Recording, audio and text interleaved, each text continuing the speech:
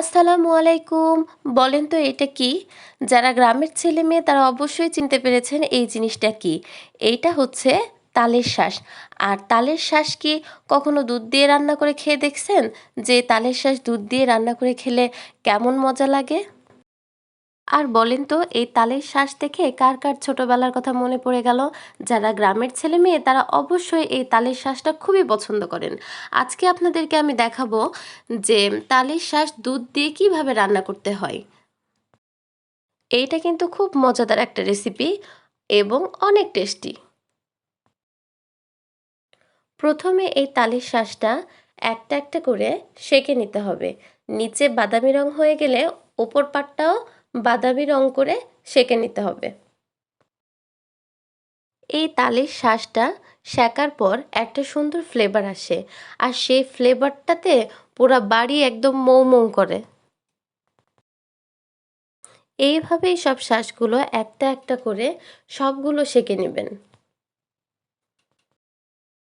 আর এর মধ্যে আমার আঁটির শাঁসগুলো সেঁকা শেষ। এখন আমি একটা পাত্রে দুধ নিয়ে নিলাম, আর এই দুধের মধ্যে কয়েকটা এলাচি দিয়ে দিলাম। আর যে যেরকম আপনারা মিষ্টি খেতে পছন্দ করেন সেই পরিমাণ অনুযায়ী চিনি দিয়ে নেবেন। তারপর এই দুধগুলোর মধ্যে আখের শাঁসগুলো দিয়ে দিতে হবে। তারপর দুধের সঙ্গে এই শাঁসগুলো মেশানোর জন্য একটি খুন্তি ব্যবহার করে এটা নেড়ে দিতে হবে।